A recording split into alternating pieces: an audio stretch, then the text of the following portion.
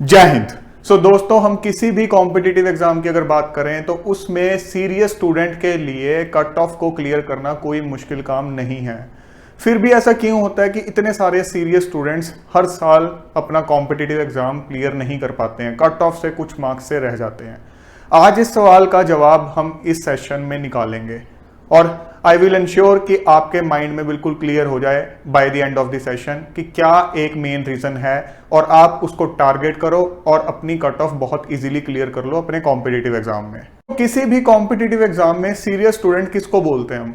जिसने दिल से पढ़ाई की हो, एटलीस्ट एवरेज लेवल पे अपना पूरा सिलेबस प्रिपेयर किया हो।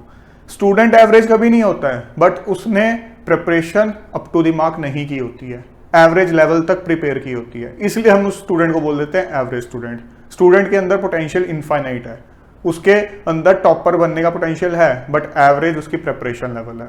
तो ऐसे सीरियस स्टूडेंट्स आपको कई बार ये कहते हुए दिख जाएंगे, यार मैंने सिली मिस्टेक्स कर दी, मैंने ये क्वेश्चन आता हुआ गलत कर दिया, इतना इजी क्वेश्चन गलत कर दिया, मेरी कट ऑफ इतने मार्क्स से रह गई, मेरी किस्मत खराब थी। इस टाइप की बहुत चीजें आपको सुनने को मिलती हैं बहुत स्टूडेंट से। अगर आप किसी भी कॉम्पिटिटिव एग्जाम का किसी भी साल का क्वेश्चन पेपर उठाओगे और ध्यान से उसको एनालाइज करोगे तो आप जो उसमें क्वेश्चंस आते हैं उनको बेसिकली 3 कैटेगरीज में डिवाइड कर सकते हो। हम टाइप ऑफ क्वेश्चंस जो आते हैं किसी भी एग्जाम के अंदर उनको कैटेगराइज करते हैं। पहले होते हैं इजी क्वेश्चंस, दूसरे आप बोल सकते हो मॉडरेट, जिनको हम एवरेज टाइप क्वेश्चन, जिस लेवल पे किसी भी सीरियस स्टूडेंट ने प्रिपरेशन की है, एटलीस्ट मॉडरेट लेवल पे तो उसने प्रिपरेशन की होती है। उसके बाद आपके आ जाते हैं डिफिकल्ट क्वेश्चंस। डिफिकल्ट कुछ नहीं होता इस दुनिया के अंदर, बट आप लेवल डिफाइन कर रहे हो क्वेश्चंस का।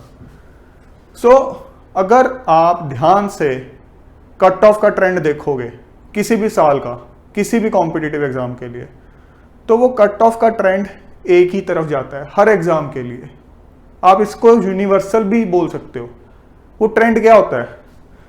मान लो ये हम एक लाइन ड्रॉ कर रहे हैं जिसमें ये मार्क्स की लाइन है, इस तरफ मार्क्स इंक्रीज हो रहे हैं, और ये आप कहीं मान लो टॉपर, ये टॉपर के मार्क्स हैं उस कॉम्पिटिटिव एग्जाम में, और यहां कहीं है कट ऑफ, जिसको हम कहते हैं कि लास्ट कैंडिडेट जो सिलेक्ट हुआ है मेरिट लिस्ट में उसके क्या मार्क्स हैं। ये बेसिकली आपकी है मेरिट लिस्ट।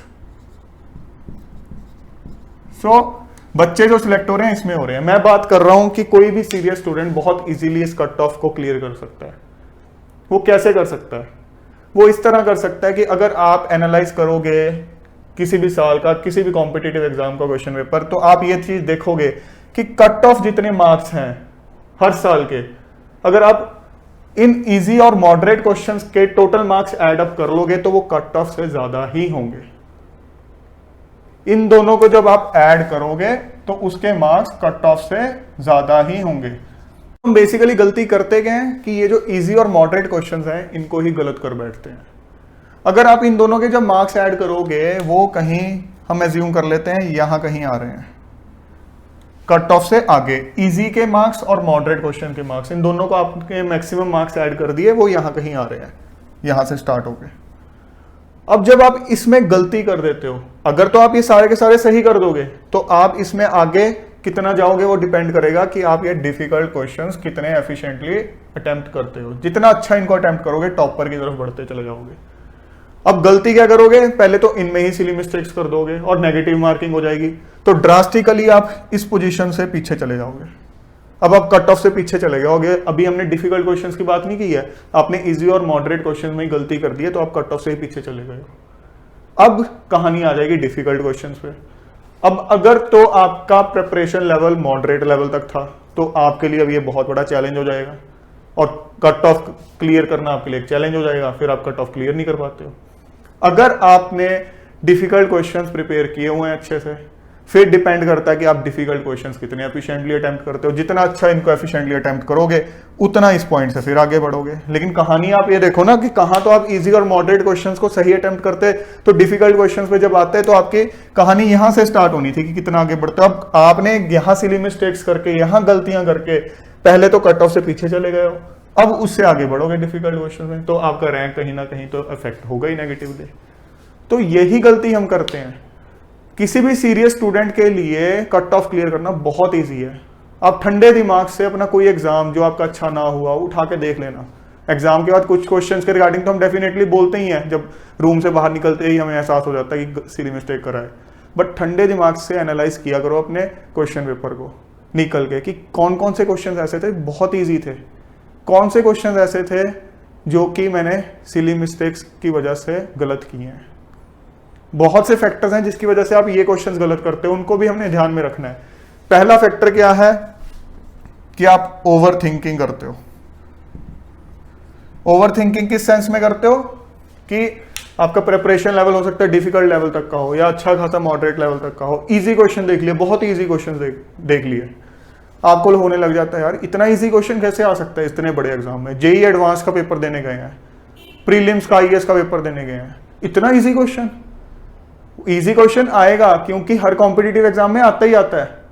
आप कहोगे जेई एडवांस में इतने इजी नहीं आते हैं, लेकिन जेई एडवांस वो देने जाता है जो जेई मेन क्लियर करता है। तो वहां पे अगर मैं इजी मॉडरेट को डिफाइन करूंगा उसका पैरामीटर चेंज हो जाएगा। हर कॉम्पिटिटिव एग्जाम के लिए इजी मॉडरेट की डेफिनेशन चेंज हो जाएगी। जेई मेन देने गए हो तो वहां पे इजी और मॉडरेट की डेफिनेशन अलग है। अब जिन बच्चों ने जेई मेन क्लियर किया है उनका प्रिपरेशन लेवल एक लेवल से ऊपर है। बच्चे सबके सब फुल पोटेंशियल वाले हैं, बट जिन्होंने क्लियर किया उनका प्रिपरेशन लेवल एक लेवल से ऊपर है। अब उनके लिए जेई एडवांस में इजी मॉडरेट की डेफिनेशन चेंज हो जाएगी।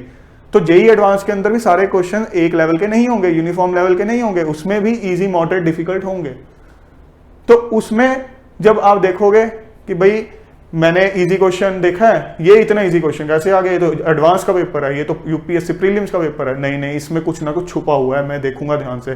टाइम खराब कर रहे हो, ओवर थिंकिंग कर रहे हो, इसका मतलब कहीं ना कहीं कॉन्सेप्ट थोड़े वीक है, कॉन्फिडेंस नहीं है। उस वजह से आप ओवर थिंकिंग की वजह से गलती करते हो ऐसे क्वेश्चन में, जो कि केक वॉक क्वेश्चन होते हैं। इसके बाद दूसरा होता है ओवर एक्साइटमेंट। इसके रिगार्डिंग मैं पहले भी एक सेशन में बात कर चुका हूं। ओवर एक्साइटमेंट कैसे, क्वेश्चन देखा यार ये तो क्वेश्चन आता है, ये तो पक्का ठीक हो जाएगा, तो देखा देखा क्वेश्चन है, या ऐसे क्वेश्चन तो मैंने किए हुए हैं, वैल्यूज उठाते हुए गलती कर दी या कोई पॉइंट मिस कर दिया। इजी क्वेश्चन के अंदर भी पॉइंट मिस कर दिया, मॉडरेट क्वेश्चन के अंदर भी सिंपल सा पॉइंट मिस कर दिया और क्वेश्चन में सिली मिस्टेक कर दी, क्वेश्चन गलत।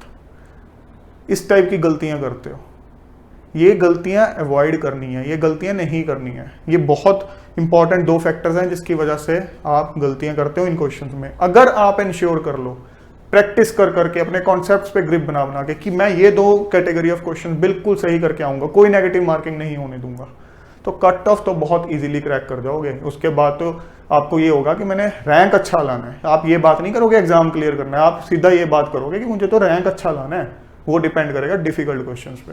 अब कुछ लोगों ने ये सेशन इसलिए देखा होगा कि इजीएस्ट वे लिखा हुआ है, शायद कोई ट्रिक बताएंगे, शायद कोई शॉर्टकट बताएंगे, सो डैट मैं बिना एफर्ट किए ही एग्जाम क्रैक कर लूँ या थोड़े से एफर्ट के साथ एग्जाम क्रैक कर लूँ। नहीं, इजीएस्ट कुछ नहीं होता, ट्रिक कुछ नहीं होती है। एफर्ट तो आपको करना पड़ेगा, हार्डवर्क तो आपको करना ही पड़ेगा। उससे हमें इजी वे से आउटपुट कैसे डिराइव करना है, मैक्सिमम आउटपुट कैसे डिराइव करना है, वहां हम बात कर रहे हैं कि अगर आपने एक मॉडरेट लेवल की प्रिपरेशन की है तो आप एटलीस्ट उसको 100% वे से यूटिलाइज कर लो और एटलीस्ट कट ऑफ क्लियर कर लो। ये ना हो कि आपने एक डिसेंट लेवल की प्रिपरेशन की है फिर भी आप कट ऑफ ना क्लियर कर पाओ अपनी कुछ फालतू की गलतियों की वजह से, उसकी हम बात कर रहे हैं। सो शॉर्टकट्स मत सोचा करो, हार्डवर्क से भागना नहीं है। और ऐसा नहीं है कि मैंने बताया कि हाँ ठीक है इजी प्लस मॉडरेट क्वेश्चंस को मिला के अगर हम ठीक कर देंगे तो कट ऑफ क्लियर कर देंगे, तो हमें बस उतने लेवल की प्रिपरेशन करनी है। नहीं, लेवल आपका डिफिकल्ट वाला ही होना चाहिए। जो एडवांस लेवल के क्वेश्चंस हैं आपका टारगेट यही होना चाहिए कि मैंने इस लेवल की प्रिपरेशन करनी है। हम बात कर रहे हैं कि by chance due to any circumstances, चाहे आपको सही टाइम पे एक अच्छी गाइडेंस नहीं मिली, चाहे कोई और रीजन की वजह से आपकी प्रिपरेशन इस लेवल की नहीं हुई। बहुत से स्टूडेंट्स हैं जिनकी नहीं हो पाती है, अगर इस लेवल की है तो भी हम कैसे एग्जाम क्रैक कर लें। तो फ्रेंड्स, आपकी प्रिपरेशन इस लेवल की होनी चाहिए कि आप इजी और मॉडरेट क्वेश्चंस में बिल्कुल भी मार ना खाओ। अच्छे से प्रैक्टिस करो, अच्छे से अपने कॉन्सेप्ट्स बिल्ड करो, सो डैट कट ऑफ को आप बहुत इजीली क्लियर कर जाओ। उसके बाद जो डिफिकल्ट क्वेश्चंस होते हैं उनको भी आपको मैक्सिमम एफिशिएंसी के साथ अटेम्प्ट करना है, सो डैट आप अपनी मंजिल को एज अ टॉपर अचीव करो। जय हिंद।